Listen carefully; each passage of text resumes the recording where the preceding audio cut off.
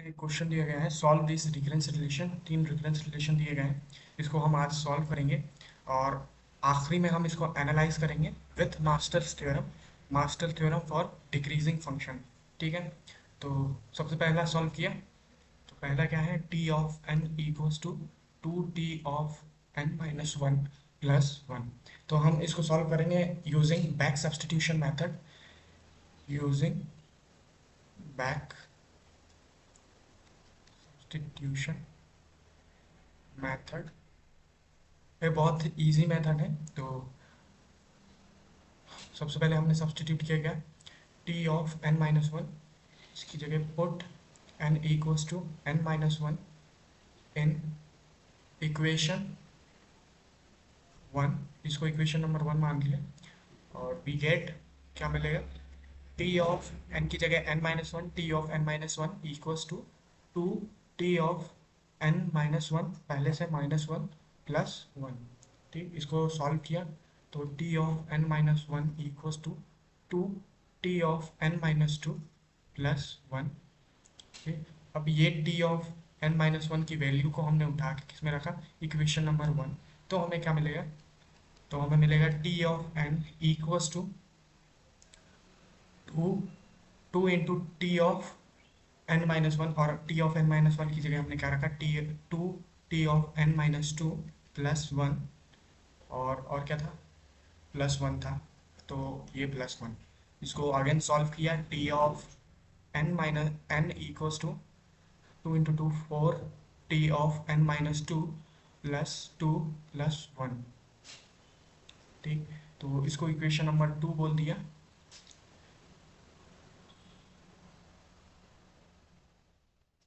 अब हम T of n-2 को सब्सटीट्यूट करने की कोशिश करेंगे। इसके लिए हमें टी ऑफ n-2 चाहिए होगा, तो हम पुट करेंगे n equals to n-2 in equation 1। तो हमें क्या मिलेगा, इक्वेशन नंबर 1 में पुट करना है, तो इक्वेशन नंबर 1 इधर है, T of n-2 equals to 2 T of n-2 minus 1 और प्लस 1। इसको सॉल्व किया थोड़ा, T of n-2 equals to 2 T of n-3 plus 1। ठीक, अब टी ऑफ n-2 की वैल्यू को हमने इसमें रख दिया, तो हमें क्या मिलेगा, T of n equals to 4 into T of n-2, और टी ऑफ n-2 की वैल्यू क्या है, 2 टी ऑफ n-3 प्लस 1 और प्लस 2 प्लस 1। इसको सॉल्व किया तो हमें मिलेगा T of n equals to 8 हो जाएगा ये, और टी n-3 प्लस ये 4 प्लस 2 प्लस 1। और इसको हम ऐसा भी लिख सकते हैं, T n equals to 2 raised to the power 3 T n-3 plus 2 raised to the power 2 plus 2 raised to the power 1 plus 2 raised to the power 0। और इस इक्वेशन को हमने क्या बोल दिया, थर्ड इक्वेशन। और जो सेकंड इक्वेशन हमने बनाई थी, इसको हम ऐसा भी लिख सकते हैं कि 4 को हमने क्या लिख दिया, 2 रेस्ट टू द पावर 2 लिख दिया, और इसको हमने क्या लिख दिया, 2 रेस्ट टू द पावर 1 और 2 रेस्ट टू द पावर 0। ठीक, और इक्वेशन नंबर 1 को भी हम ऐसा लिख सकते हैं, 2 रेस्ट टू द पावर 1 लिख दिया इसको, और इसको क्या लिख दिया, 2 रेस्ट टू द पावर 0। अब एनालाइज करने की बात यह है कि जब भी हम एक नया इक्वेशन नंबर देते हैं, तो उसमें क्या रहता है कि जो भी इक्वेशन नंबर दिया 2 रेस्ट टू द पावर 1 यानी इक्वेशन नंबर 1, पावर में जो भी हैं 2 के, वो इक्वेशन नंबर होता है। तो इसको हमने एनालाइज करके कंटिन्यू फॉर k टाइम्स, तो हमें क्या मिलेगा, T of n equals to 2k, क्योंकि इक्वेशन नंबर 3 है तो 2 रेस्ट टू द पावर 3। ठीक, टी ऑफ n-k, ठीक, plus 2 raised to the power 2 यानी k-1, 2 raised to the power k-1 plus 2 raised to the power k-2 plus up to 2 raised to the power 0। ठीक, इसको equation number k। ठीक, अब अब हम जानते हैं कि टी ऑफ ज़ीरो क्या होता है। ये होता है बेस्ट केस, हमारा बेस केस, बेस केस होता है। और टी ऑफ ज़ीरो क्या होता है, टी ऑफ ज़ीरो वन होता है। ठीक, तो हमने इसको टी ऑफ ज़ीरो बनाने की कोशिश की, तो मतलब क्या है कि एन माइनस के को हमने क्या ले लिया, ज़ीरो। तो के की वैल्यू क्या आ गई, एन आ गई। ठीक, अब के की वैल्यू को हम पुट करेंगे हर जगह जहाँ जहाँ के होगा। तो T n equals to two raise to the power n T of zero, ये तो ज़ीरो हो गया, एन माइनस के को हमने ज़ीरो लिया था, plus two raise to the power n minus one plus two raise to the power n minus two plus up to two raise to the power zero. ठीक, इसको और सॉल्व किया तो जो ये सीरीज है, तो इसकी वैल्यू क्या होती है, two raise to the power n minus one. इसको याद रखा। एक्चुअली ये ऐसे ऐसे लिखेंगे तो ज़्यादा याद रहेगा, two plus two raise to the power two plus two raise to the power three up to two raise to the power n minus one को हम क्या लिखेंगे, two raise to the power n minus one. ठीक, ये याद रखा।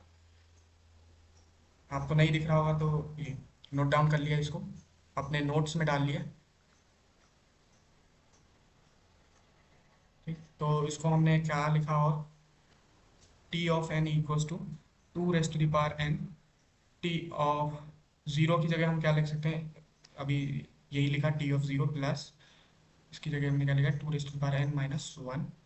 इसको और सॉल्व किया तो T of n equals to two raise to the power n into one, T of zero की जगह वन लिखा, plus two raise to the power n minus one. Solve किया, two raise to the power n plus two raise to the power n minus one. तो ये क्या हो गया, two raise to the power n, two raise to the power n plus one minus one. इसको कैसे किया हमने, तो टू, ये क्या हो जाएगा, ये दोनों प्लस हो जाएगा, तो two into two raise to the power n हो जाएगा। और हमने बेसिक मैथमेटिक्स फंक्शन में एक फॉर्मूला पढ़ा था कि हम इसको कैसे लिख सकते हैं, two raise to the power one into two raise to the power n. और इसको सॉल्व किया तो जब भी बेस सेम होता है और पावर डिफरेंट होता है तो हम पावर्स को प्लस कर देते हैं, तो two raise to the power one plus n और एन प्लस वन जो भी। तो ये आ गया हमारा, और इसी को हम क्या लिख सकते हैं, big O of two raise to the power n. ठीक, तो हमारा पहला क्वेश्चन सॉल्व हो गया, और इसका जो आंसर आ रहा है वो आ रहा है big O of two raise to the power n. ठीक, अब इसी प्रकार से आप दूसरा और तीसरा करना, मैं इसको होमवर्क में दे रहा हूँ क्योंकि बहुत आसान है, आपको कुछ नहीं करना है, बस इक्वेशन बनानी है, सब्स्टिट्यूट करते जाना है, और जो भी आखिरी में कॉन्टिन्यूस फॉर के टाइम्स करना है। और कुछ सीरीज आएंगी और कुछ समेशंस फार्मूले आएंगे, इधर फार्मूले अप्लाई होंगे। तो आपको बस उसको, अगर फार्मूले नहीं पता है तो आप गूगल करके देखिए और उसको नोट्स में डालिए। ठीक, तो इसका मैं आंसर लिख देता हूँ डायरेक्ट। तो इसका जो आंसर आएगा big O of three raise to the power n, और इसका जो आंसर आएगा big O of n into two raise to the power n. ठीक, अब इधर पे जो आता है कि इसको याद रखने का तरीका यह है, पिछले पिछले वीडियो में हमने इधर कुछ भी मल्टीप्लाई नहीं किया था, सिर्फ T of n minus one और प्लस में कुछ था, कुछ तो फंक्शन था। ठीक, इधर हमने मल्टीप्लाई नहीं किया था, लेकिन इस बार मल्टीप्लाई है। तो जैसे ही हम मल्टीप्लाई करते हैं तो जो भी मल्टीप्लाई करते हैं उसकी पावर में हम लिखते हैं एन। ठीक, जैसे two raise to the power two को मल्टीप्लाई किया तो two raise to the power n, three को मल्टीप्लाई किया तो three raise to the power n. ठीक, और टू को मल्टीप्लाई किया तो two raise to the power n. ठीक, अब इधर की फंक्शन जो है उससे हम मल्टीप्लाई कर देते हैं, यानी इसमें इंटू किया वन का, इसमें इंटू किया वन का, और इधर एन है तो इधर इंटू किया एन का। ये ठीक है। तो अब हमने इसकी ट्रिक भी पढ़ ली, तो हम इसको अब मास्टर्स थ्योरम होता है उसको हम देख लेते हैं।